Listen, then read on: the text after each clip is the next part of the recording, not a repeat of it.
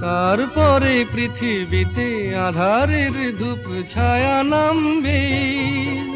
মৌমাছি ফিরে গেলে জানি তার গুঞ্জন থামবে। সে আধার নামুক না, গুঞ্জন থামুক না, কানে তবু রবে তার রেস্ত।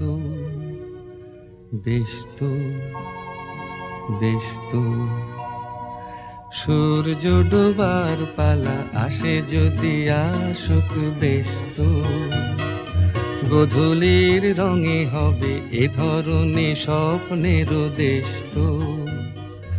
বেস্ত বেস্ত